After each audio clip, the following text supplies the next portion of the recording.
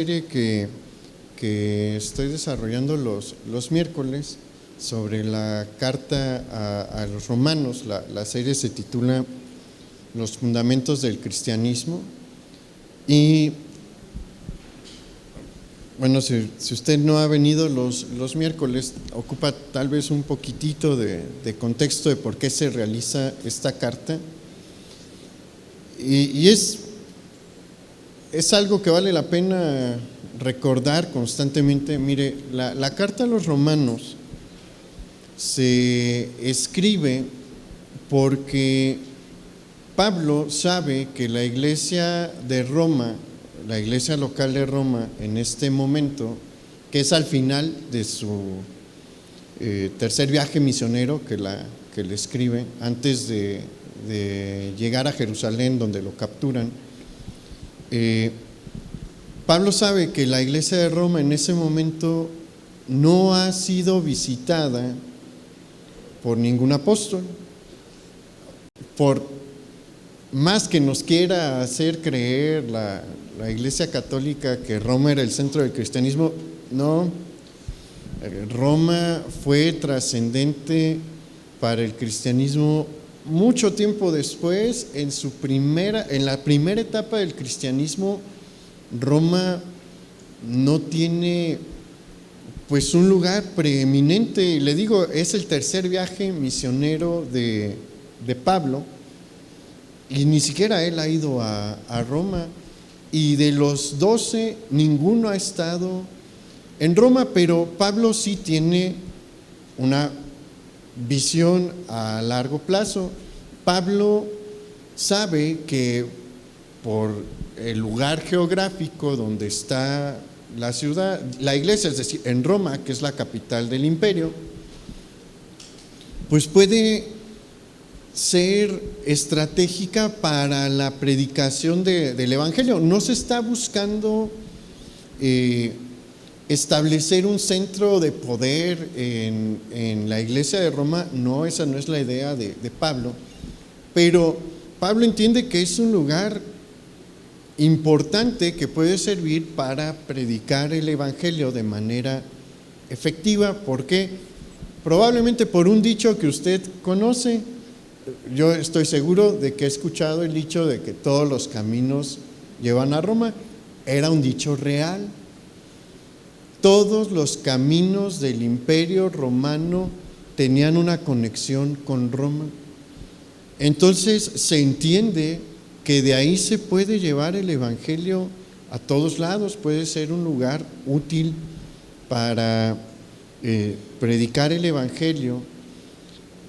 Pero el hecho de que no han tenido una visita apostólica tiene a la iglesia en una situación medio vulnerable, y por eso Pablo decide escribir una carta en la que expone los puntos de la fe cristiana más importantes de una manera clara y concisa.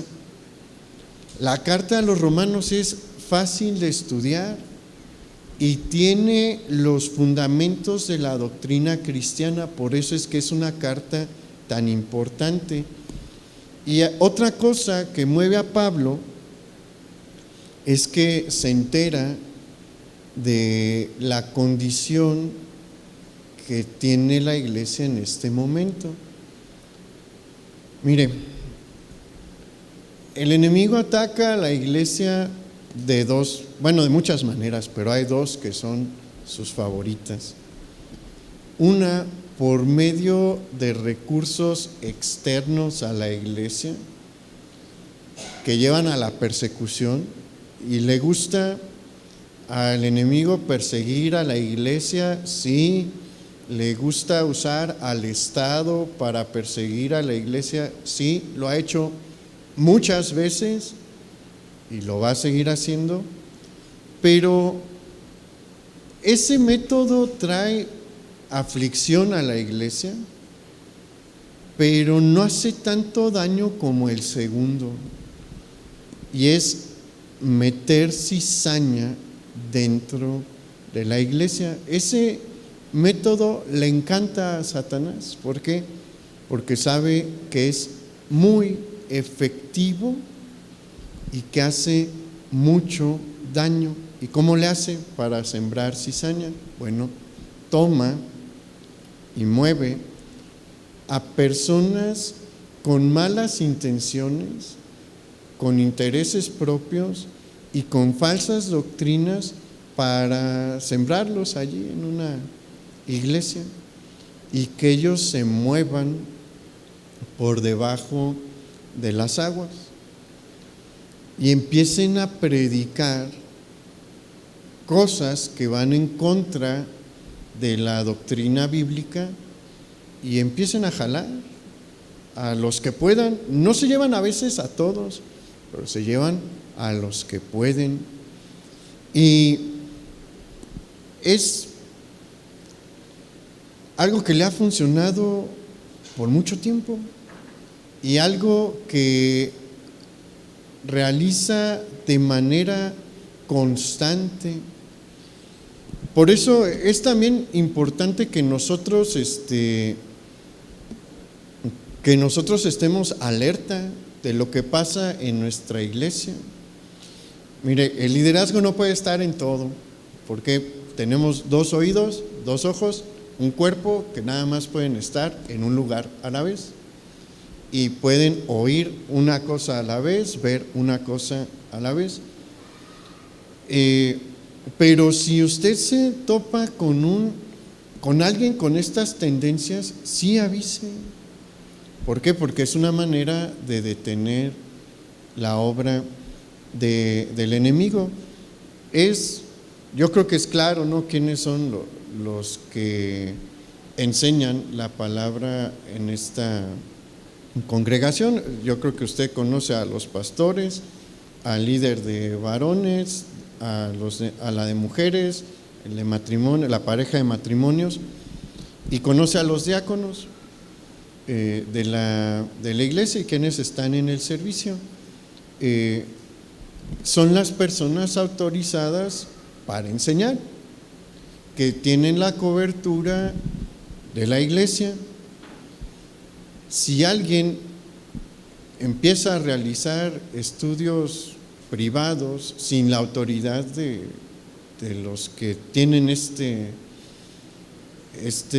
facultad, pues está obrando de manera equivocada. Sí es bueno que avise.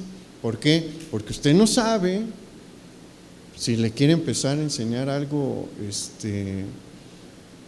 que no está de acuerdo con la palabra de Dios, y nosotros menos, nosotros ni nos damos cuenta. Entonces, si algo así sucede, sí es bueno que lo comente. Eso hicieron con Pablo, porque Pablo pues tenía un ministerio extenso y tenía comunicación con las iglesias, y en un punto le llega la noticia a Pablo de que en la iglesia de Roma se está predicando algo contrario al evangelio.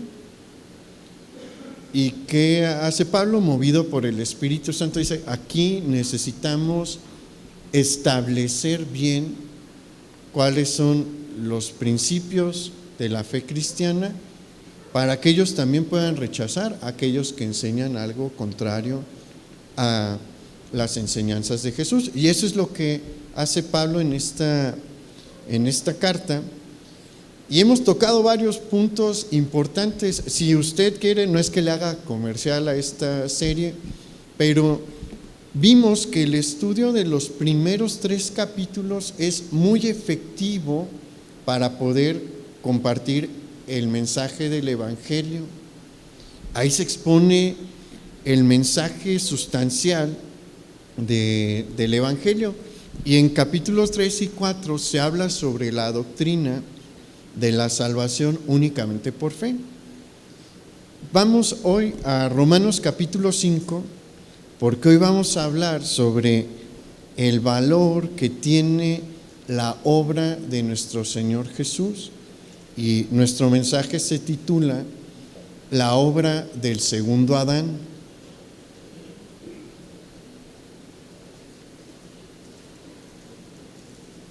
Bien, Romanos capítulo 5, versículo 1, dice: justificados pues por la fe, tenemos paz para con Dios por medio de nuestro Señor Jesucristo, por quien también tenemos entrada por la fe a esta gracia en la cual estamos firmes y nos gloriamos en la esperanza de la gloria de Dios. Y como le mencionaba, a lo largo de la segunda mitad del capítulo 3 y en el capítulo 4, Pablo nos ha mostrado claramente que la salvación se obtiene únicamente por medio de la fe, no a través de las obras. Este es uno de los puntos que nos separan abismalmente del catolicismo romano, por más que nos digan, porque en una ocasión, hace algunos años, cuando el Papa, ¿cómo se llama el Papa actual? Francisco, entró a su cargo, emitieron varios videos diciendo que esto ya se había superado, que ellos señalaban también que la salvación se obtenía por fe. Y bueno, uno dice, si el Papa lo dice, bueno, algunos dirán, yo no, pues va a ser verdad. No nos vayamos por ahí, porque el sistema sacramental sigue en pie. La Iglesia Católica sigue sosteniendo que para salvarse hay que cumplir con los sacramentos. Eso es salvación por obras, no es salvación por fe. Entonces, este punto nos separa completamente del catolicismo hasta el día de hoy, aunque nos digan ciertas cosas, ¿no? En la realidad, ellos siguen sosteniendo que se salva uno a través de las obras. Nosotros, de acuerdo a lo que señala la carta a los romanos, creemos que la salvación se obtiene únicamente por fe en la obra de nuestro Señor Jesucristo. Y Pablo presentó el caso de Abraham, mostrándonos cómo Abraham se salvó por la fe, no por las obras. Y aquí, en el versículo 1, tenemos una frase cortita, pero de mucho significado. Porque nos dice el versículo 1, justificados por la fe, tenemos paz para con Dios. Esta frase es muy importante porque a través de la obra de nuestro Señor Jesús cambia nuestra condición delante de Dios, dejando de ser enemigos de Dios para tener paz con Él.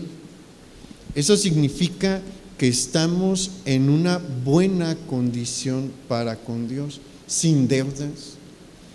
Y mire, es importante que entendamos cuál era nuestra condición antes de ser justificados por el Señor Jesús, porque la mayoría de las personas con las que uno platica, nuestros parientes, nuestros amigos, la gente que trabaja con nosotros o para nosotros, no sé cuál es su condición particular, pero la gente que está a su alrededor, en la vida cotidiana, generalmente tiene una mala concepción de su persona, porque la gente común cree que por no cometer pecados atroces como el homicidio, el adulterio, el robo o la violación, están bien con Dios. Y bueno, es que la gran mayoría no comete de este tipo de pecados. Sí hay homicidas, ¿no? Pero si vemos demográficamente, pues es un sector pequeño de la población. Hay más gente que roba, esa sí hay más. Pero como que la gente cree que solo cuando se roban así como $1,000,000, pues es cuando hicieron algo mal, ¿no? Si se roban un gansito, pues no pasa nada. Sí hay gente que comete adulterio, pero no es un grupo tan grande, ¿no? Por lo menos que sabemos.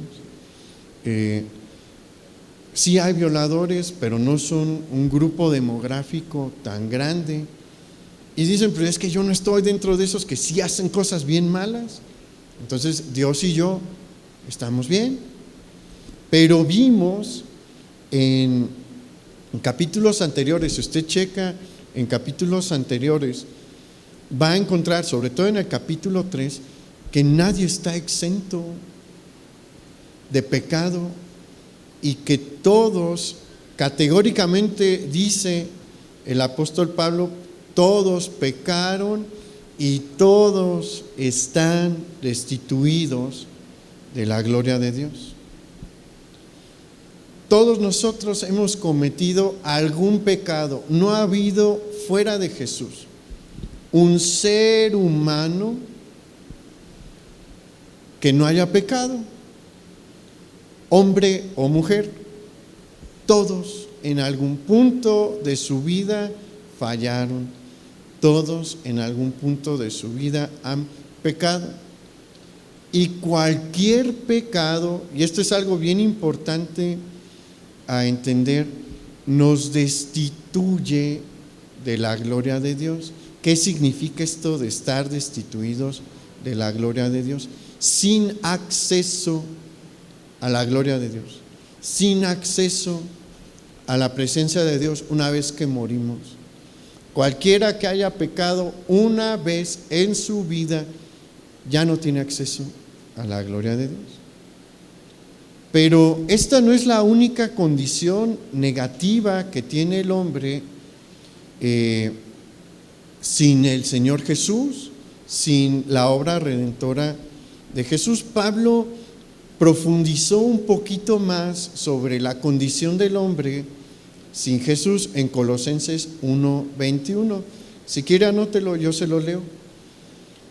Dice: y a vosotros también, que erais en otro tiempo extraños y enemigos en vuestra mente, haciendo malas obras, ahora os ha reconciliado. Por medio de la obra de Jesús hay reconciliación, pero antes de la obra de Jesús, Pablo claramente señala que éramos enemigos de Dios. Y hay algunos que dirán, no, es que esa es una expresión muy drástica, ¿no? Enemigo de Dios. Pero es que no nos analizamos de manera objetiva. Somos muy buenos con nosotros mismos, la verdad. Tendemos a juzgarnos de una manera muy ligera y muy benevolente. Pero si nos analizamos bien, vemos que es cierto lo que dice el apóstol Pablo. Nos comportábamos como un enemigo. ¿Qué es un enemigo? Un enemigo es aquel que se opone a las intenciones y deseos de otra persona. Esa es una definición de enemigo. Otra definición es alguien que tiene intereses y deseos opuestos a los de otra persona. Y una definición más es la de una persona que pretende hacer mal a otra persona. Generalmente nosotros nos quedamos con la tercera definición, y por eso decimos, no, pues es que no califico como enemigo, ni modo que yo tenga la intención, ¿no?, de salir en guerra abierta con Dios. Sería ridículo, ¿no?, que una persona tome una metralleta y empiece a soltar tiros al aire a ver si le pega.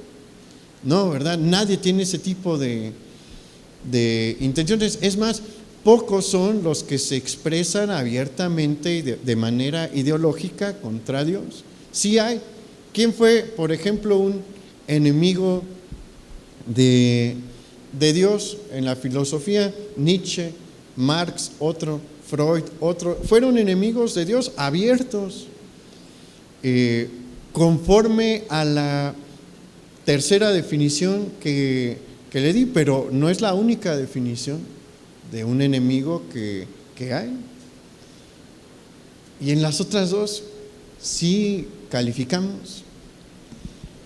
Sí calificamos bien en estas de aquel que se opone a las intenciones y deseos de otra persona, o alguien que tiene intereses y deseos opuestos a los de otra persona, y ahí encuadramos perfectamente. Acuérdese de su vida pasada. Podíamos ser enemigos abiertos o disimulados. En muchas ocasiones abiertos, ¿por qué? Porque si interferían mis intereses con los de Dios, yo hacía lo que yo quería, ponía mis intereses por encima de los de Dios. Y a veces disimulada, porque decía, no, sí me quiero ajustar a lo que Dios dice. Y lo decíamos en palabra, ¿no? Pero en el momento en el que se comprometía algo que yo deseaba para mí y algo que Dios decía, me quedaba con lo que yo quería. Eso es enemistad con Dios. El no someterse a la voluntad del Señor es estar en enemistad con Él. ¿A poco no estábamos así antes? Toda persona que no ha sido redimida, que no se ha salvado, está como un enemigo de Dios y siempre va a poner sus deseos por encima de los de Dios. En el momento en que empiecen a chocar la voluntad de Dios y su voluntad, va a dominar su voluntad. Entonces es cierto que éramos enemigos de Dios, pero por la obra de nuestro Señor Jesús, a través de la fe, ya no somos enemigos de Dios. Hemos sido redimidos y ha cambiado nuestra condición y estamos en paz. Ahora nos podemos someter a su voluntad. Ahora podemos decirle, a través de la ayuda del Espíritu Santo, porque si dejamos a nuestro antiguo ser obrar, pues ese sigue con sus tendencias, pero con la ayuda del Espíritu Santo podemos decirle a Dios, está bien, me someto a tu voluntad. Y esta no es la única bendición que alcanzamos una vez que somos redimidos por el Señor Jesús. Vamos ahí al versículo 3 en Romanos 5.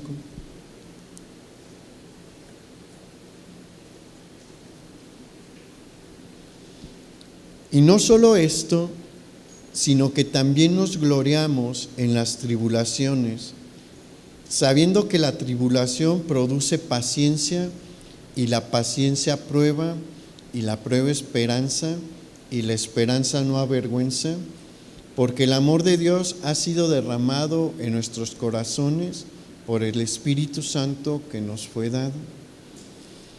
Este es otro de los grandes cambios que el Señor trae a la vida de la persona que ha sido redimida, que ha sido salvada, y es la capacidad de ver el mundo de una manera distinta. Mire, en la vida natural, toda aflicción es causa de dolor y agonía. Toda. Y bueno, toda aflicción nos va a generar dolor y agonía también.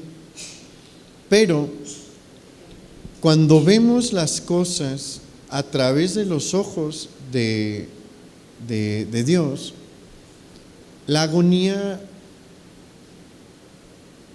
es distinta. No significa que no vamos a sentirnos mal cuando hay una aflicción, no, sí se va a sentir mal. No significa que no le van a dar ganas de llorar, no, probablemente sí le den ganas de llorar, llore, no pasa nada por llorar. Pero ¿qué es lo que cambia? Que cuando estamos en Dios, no caemos en la desesperación por una razón.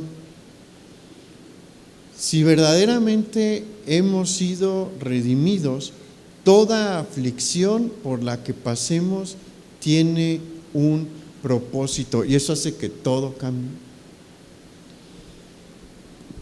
La gente sin Dios no tiene respuestas para el sufrimiento. Ese es uno, dicen que el problema de la existencia del mal y del sufrimiento y del dolor es uno de las grandes preguntas filosóficas que tiene que enfrentar el cristianismo. Y si es cierto, sí es una pregunta difícil, pero hay respuesta. No es el tema de hoy, pero hay una buena respuesta. Y pretenden atacar al cristianismo desde el ateísmo con esta pregunta, pero no les conviene honestamente porque ellos también la tienen que hacer frente. Hay una enorme diferencia. El cristianismo puede contestar la pregunta, el ateísmo no. Dentro del ateísmo, el dolor es simplemente parte del proceso por el que toda persona va a pasar antes de morir, y cuando se mueran se acabó el asunto. Y esa es una respuesta horripilante, la verdad. Es una respuesta horrible, es decir, naciste para sufrir y una vez que toda tu vida vas a sufrir, porque todo el mundo va a sufrir a lo largo de toda su vida, y una vez que te mueras, pues ya se acabó, no hay más. Y no nos dicen que hay un propósito, no hay propósitos para nada en el ateísmo, pero dentro del cristianismo, toda aflicción, todo dolor tiene un fin, tiene un propósito. Dios lo permite por algo, y en algún punto, no le digo que en el instante lo va a entender, no, de hecho, mientras esté pasando por la aflicción, lo más probable es que no va a saber por qué está pasando por eso, pero en algún punto lo va a entender. ¿Se acuerda de Job? Su aflicción duró un buen rato. Y si usted lee el libro de Job, la mayor parte, Job dice, no entiendo por qué. Y estamos hablando de un periodo de más de un año en el que estuvo en duelo y con esa sarna tan horrible que tenía que rascarse con un cepillo, haga de cuenta, de los de albañil, porque no aguantaba la comezón. Y durante ese periodo no entendía Job. Lea el libro de Job y va a ver que no entendía por qué el propósito, pero al final entendió. El libro de Job nos deja ver a nosotros como lectores el propósito desde el principio, pero Job no sabía. Pero en un punto entendió, en un punto va a entender. Es una palabra de esperanza saber que hay algo que Dios quiere lograr con los momentos en los que nos toca pasarla mal. Por eso el apóstol Pablo dice que el fruto final de la tribulación es la esperanza. También la paciencia y la prueba, pero estas llevan ¿a qué? A la esperanza. El creyente tiene el don de tener esperanza incluso en los momentos más oscuros de su vida. ¿Cuál es el momento más oscuro por el que podemos pasar? Estar en la antesala de la muerte. Y todo el mundo va para allá. ¿Sabe que hay estadísticas que muestran que específicamente los cristianos protestantes mueren distinto al resto de la población mundial? ¿Por qué? Porque un verdadero creyente en la muerte únicamente ve el paso, el último paso a dar para estar en la presencia de su Dios. Y está seguro de a dónde va. ¿Por qué? Porque la salvación por fe nos da una seguridad que no se mueve. Entonces, por eso, ¿por qué cree que los cristianos morían en las arenas romanas cantando? Para darle gloria a Dios, sabiendo que sí, ahí venía el león, pero en un ratito iba a estar en la presencia de Dios. ¿Por qué cree que tantos cristianos murieron en las hogueras cantando? Porque sabían que después de ese corto momento de sufrimiento iban a estar en la presencia de Dios. Esa es una esperanza que los demás no tienen y que nosotros tenemos. ¿Por qué? Porque hemos sido justificados y salvados por nuestro Señor Jesucristo. Ahora vamos al versículo 6.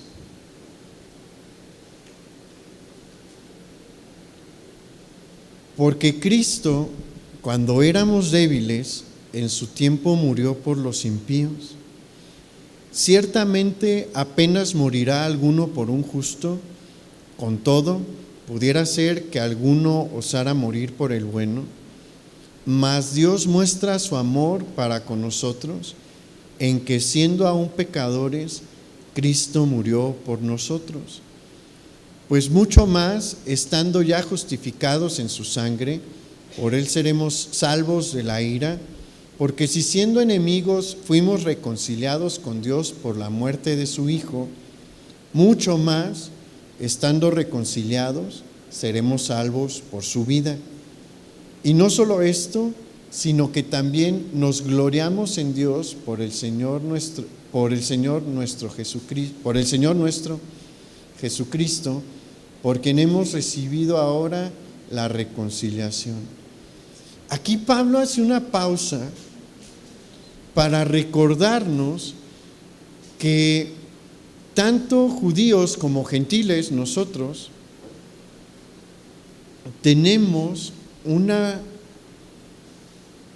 condición privilegiada al ser rescatados por Jesús.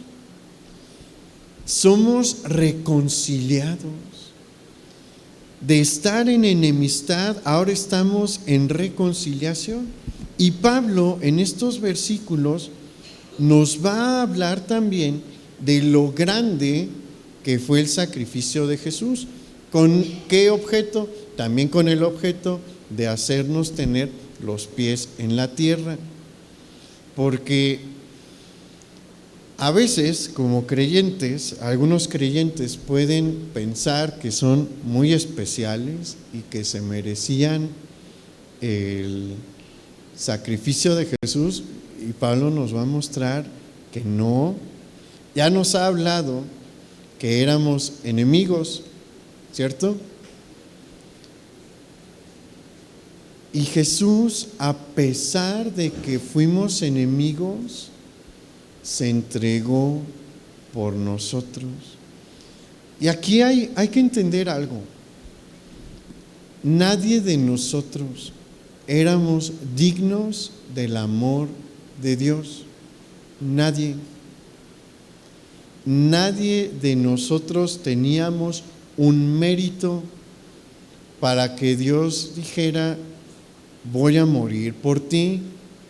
Nadie se merecía eso, no se lo merecía usted, no me lo merezco yo. No éramos seres dignos de amar. Sin embargo, Él nos amó. Por eso le damos tantas gracias por su amor, porque cuando nos observamos bien, sin esos lentes que nos hacen ver como seres adorables y seres buenos, cuando nos vemos en realidad qué éramos, entendemos la grandeza de la obra de Jesús. Mire, la obra de Jesús no es un acto heroico. No. ¿Por qué? Porque un acto heroico es aquel que se realiza para salvar algo valioso, algo que tiene valor. Por ejemplo, cuando un padre de familia pone su vida para que se salve su esposa y sus hijos, ese es un acto heroico. ¿Por qué? Porque sus hijos y su esposa tienen valor. Cuando una persona arriesga su vida por salvarla de otra, si se está ahogando, es un acto heroico. ¿Por qué? Porque esa vida tiene valor. Pero ante los ojos de Dios y de la perspectiva celestial, nosotros no teníamos ningún valor. ¿Por qué? Porque éramos, ¿qué dijo Pablo? Enemigos. Y en esa condición de enemistad, en la que no lo hacíamos literalmente, porque nadie puede, pero cada vez que decíamos: Dios, yo sé que esta es tu voluntad, pero voy a hacer esto que yo quiero, era como escupirle al rostro de Dios. Esa era nuestra condición. Éramos personas que con nuestros actos levantábamos el puño delante de la presencia de Dios. ¿Alguien le ha hecho eso? ¿Alguien le ha escupido? ¿Y cómo los considera? No son personas agradables, ¿no? Alguien que te llega a escupir, o alguien que te reta constantemente. Alguien se le ha cerrado en el tráfico y luego se le empareja para gritarle. ¿Le ha pasado? ¿Siente que ese es su amigo?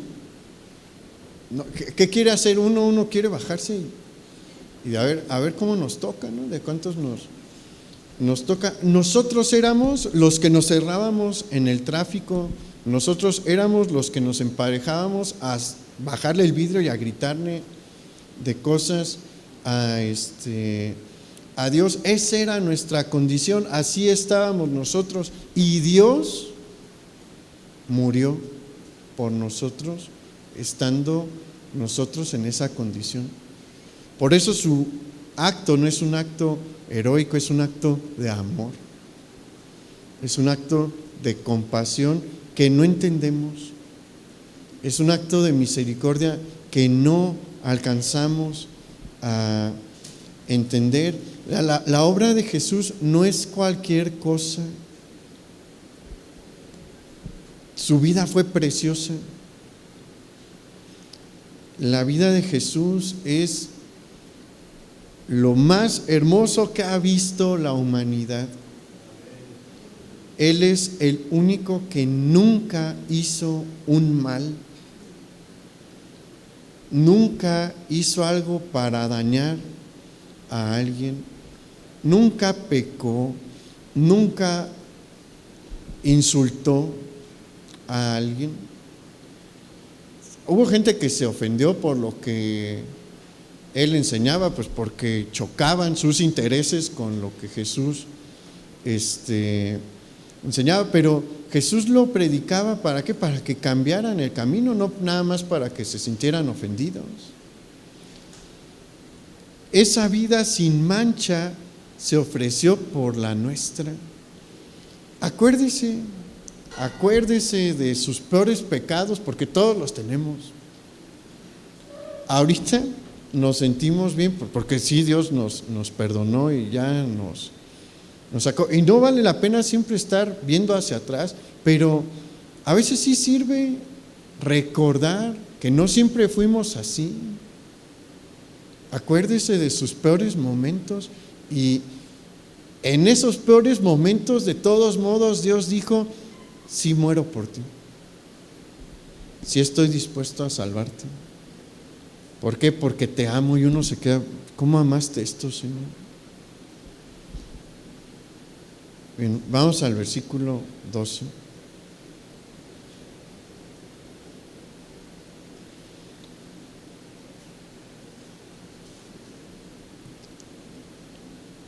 Dice: por tanto, como el pecado entró en el mundo por un hombre, y por el pecado la muerte, así la muerte pasó a todos los hombres por cuanto todos pecaron.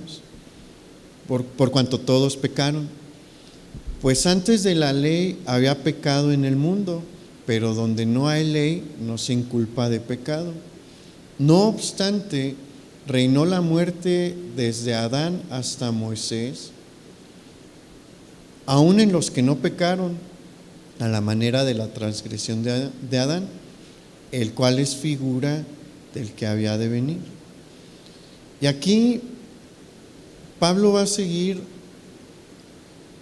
hablando sobre la calidad de la obra de nuestro Señor Jesús. Y para eso habla sobre nuestra condición, esa condición que heredamos de Adán, nuestro padre terrenal. Mire, la caída de Adán es uno de los eventos más importantes y más trágicos en la historia de la creación.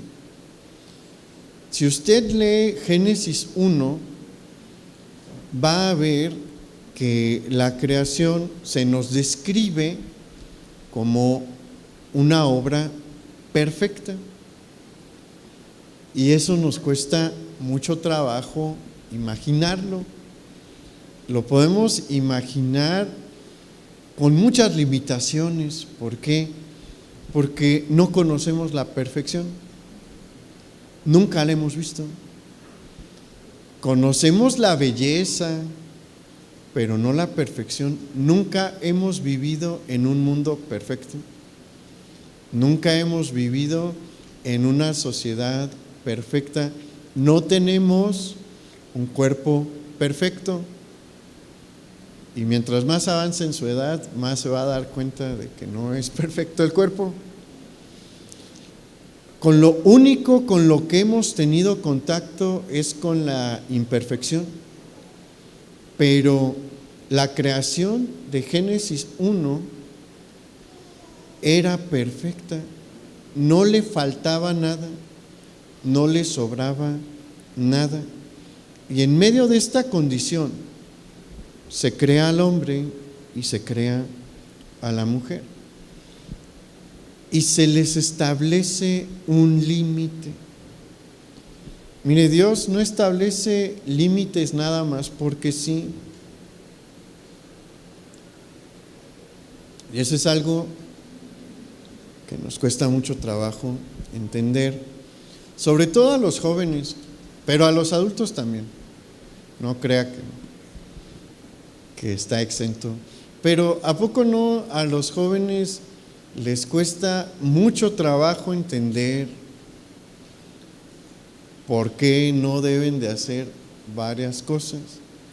Y aunque se los expliquen claramente, no lo entienden porque no lo quieren entender, no porque no haya razones. ¿Por qué cree que Dios nos prohibió la embriaguez? Porque sabe lo que produce la embriaguez. ¿La embriaguez hace algo bueno? Nunca. Un borracho nunca hace cosas buenas. puede decir cosas absurdas, puede decir cosas que no debía de decir, y eso es cuando va bien, ¿no? Cuando es uno tranquilo. Pero hay borrachos violentos que se pelean con cualquier persona o que regresan a la casa a golpear a los hijos y a la mujer, o que deciden manejar ebrios y mueren personas por esa decisión. Hay quienes regalan todas sus cosas o se gastan toda la quincena en la borrachera. No trae nada bueno la borrachera. A los jóvenes a veces les cuesta también mucho entender por qué Dios dijo que no se unan en yugo desigual. Pero lo hizo Dios con una razón. Sí, y hay muchos ejemplos en la Biblia de lo que pasa cuando se unen en yugo desigual. Todas las prohibiciones que hace Dios, todos los límites que establece Dios, tienen un propósito. Dios no le puso un límite a Adán nada más porque sí. Había varias razones. Una razón por la que Dios pone los límites es para mostrarnos quién es el Señor. Él es el único que puede poner límites, y si Él dice esto es que no, es porque Él es el Señor y eso no. Pero hay otra razón. Vamos a ver el caso de Adán. Adán y Eva viven en la creación material, en un universo material que tiene peculiaridades. ¿Por qué? Porque tenemos un cuerpo físico. En esta creación tenemos un cuerpo físico, pero un espíritu también. Y somos parte de las dos realidades, ¿no? El plano espiritual, nuestro espíritu es del plano espiritual, pero habita en este plano terrenal. Esta creación material en la que Adán y Eva estaban era perfecta, sin falla, pero para este punto ya hubo una rebelión en el plano espiritual. A los seres espirituales se les regaló el libre albedrío como a nosotros. Y Satanás y los que le siguieron eligieron mal, eligieron rebelarse contra Dios, su creador. Y el árbol de la ciencia del conocimiento del bien y del mal era un límite protector para Adán y para Eva. Era un muro de protección para que la obra de la rebelión espiritual no entrara al universo material. Pero Adán y Eva fueron dotados con el mismo regalo que los seres celestiales, con libertad, y eligieron mal. Eligieron comer del árbol de la ciencia del bien y del mal, y entra la rebelión, entra la muerte, entra la violencia, y se manchó la creación, se contaminó la creación y nunca más ha vuelto a ser perfecta. Pero no fue la única consecuencia del pecado de Adán, y esto nos concierne a nosotros, porque todos nosotros descendemos de ellos dos. Son nuestros padres, son los padres de todos nosotros, y heredamos su mancha, heredamos su tendencia a pecar. Es algo inevitable. Algunos dicen, bueno, si yo estoy viviendo milenios después de la falla de Adán, porque yo tenía que heredar sus errores, sus deficiencias. Bueno, es que Dios no iba a alterar el orden de la naturaleza. Dios no iba a alterar el mecanismo que Él creó, y los seres iguales solamente pueden reproducir lo que ellos son. La herencia de Adán no podía ser perfecta si él y Eva eran imperfectos. La ley natural, ¿qué nos enseña? Su imperfección se tiene que pasar a su herencia. Es lo que pueden reproducir, su imperfección. Pero, a pesar de esto, se nos habló de uno que iba a venir como Adán para salvar a todo aquel que cree. ¿Quién es ese uno? Nuestro Señor Jesucristo. Vamos al versículo 15. Dice: pero el don no fue como la transgresión, porque si la transgresión de aquel uno murieron los muchos, abundaron mucho más para los muchos la gracia y el don de Dios por la gracia de un hombre. ¿Quién? Jesucristo. Y con el don no sucede como en el caso de aquel uno que pecó, porque ciertamente el juicio vino a causa de un solo pecado para condenación, pero el don vino a causa de muchas transgresiones para justificación. Pues si por la transgresión de uno solo reinó la muerte, mucho más reinará en vida por uno solo, Jesucristo, los que reciben la abundancia de la gracia y del don de la justicia.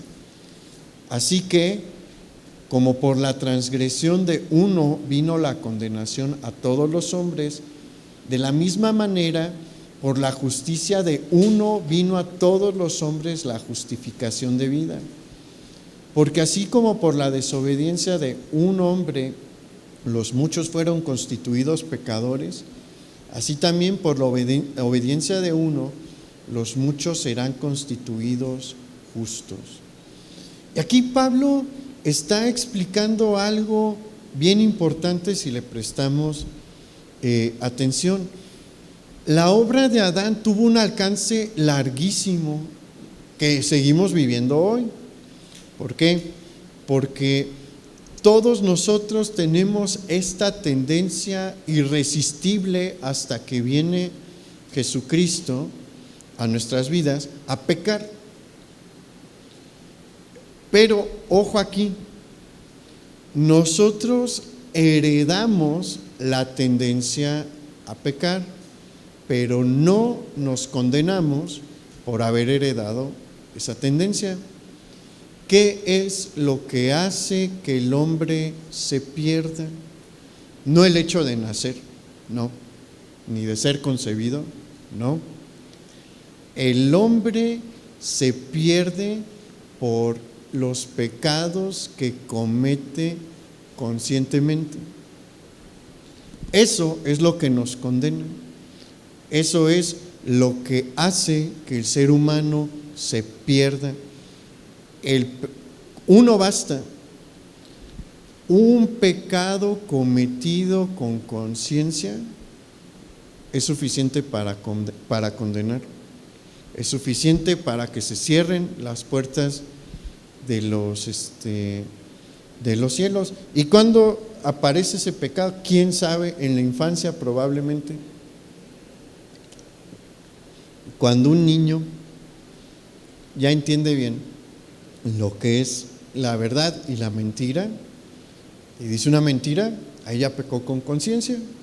Cuando ya tiene idea de lo que está haciendo, ahí ya es un pecado con conciencia. Puede haber otros, ¿no? Pero este es uno que se me ocurre, que surge en una edad temprana de la vida humana.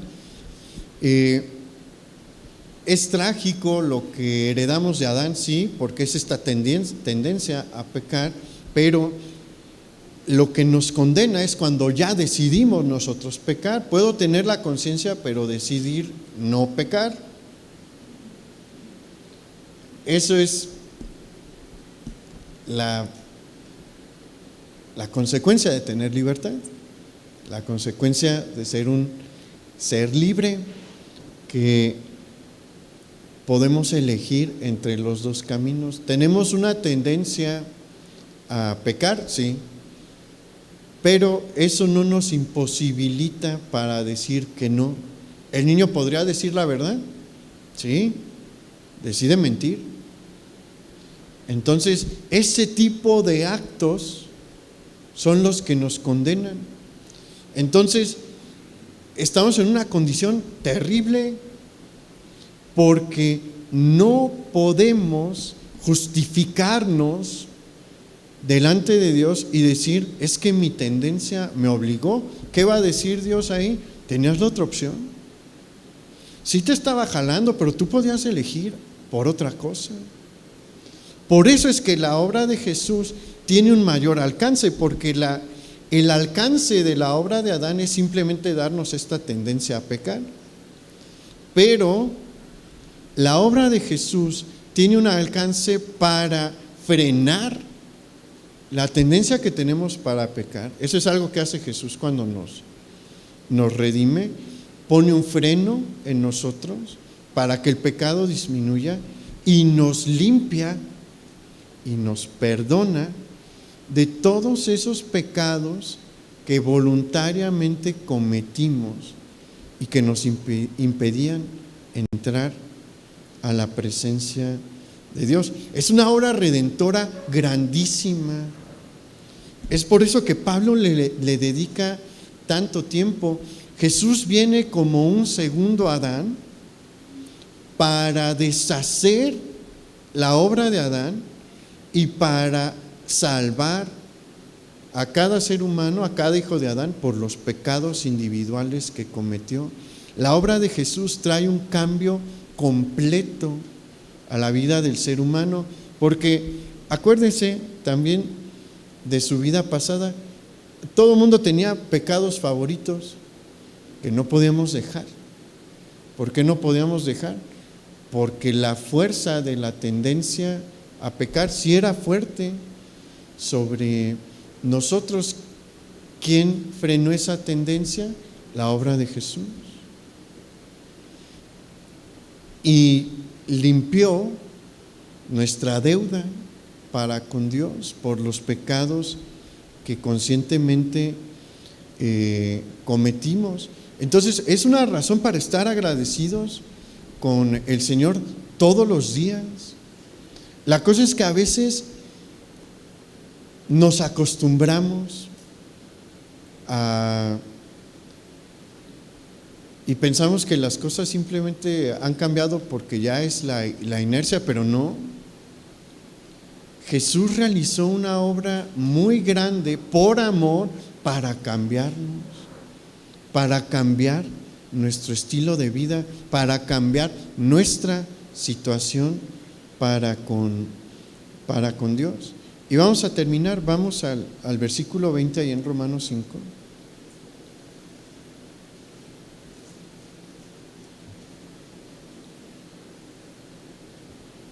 Dice, pero la ley se introdujo para que el pecado abundase, mas cuando el pecado abundó, sobreabundó la gracia, para que así como el pecado reinó para muerte, así también la gracia reine por la justicia para vida eterna mediante Jesucristo, Señor nuestro. Finalmente, Pablo hace una referencia a otra obra que viene a través del sacrificio y la redención de Jesús. Primeramente, Dios entregó la ley de Moisés. ¿Para qué? Para mostrarnos lo que está bien y lo que está mal, y que no tengamos dudas. En otras ocasiones he mencionado que el Señor puso una moralidad básica en nosotros, en todos los seres humanos, y ahí está. Pero la ley hace que toda duda se disipe, porque allí explícitamente Dios dice: no matarás, no cometerás adulterio, no hablarás contra tu prójimo falso testimonio y demás. ¿Se acuerda cuántos mandamientos hay en la ley? 613 mandamientos en los que Dios claramente nos dice qué es el bien y qué es el mal, qué es una conducta acepta delante de Él, qué es el pecado. Y la ley, aparte de hacer esto, de mostrarnos qué es el bien y qué es el mal, nos habla sobre el castigo por quebrantar la ley. Hay un castigo y una consecuencia. ¿Cuál es ese castigo y cuál es esa consecuencia? La muerte, a veces física, porque algunos de los mandamientos que se establecen ahí en la ley de Moisés, si se quebrantaban, implicaban una pena de muerte como sanción, pero sobre todo está hablando de una muerte espiritual, de una separación total de Dios, de una puerta cerrada para entrar a la presencia de Dios y vivir en la eternidad con Él. La ley nos habla sobre este castigo que viene, y es algo que no nos gusta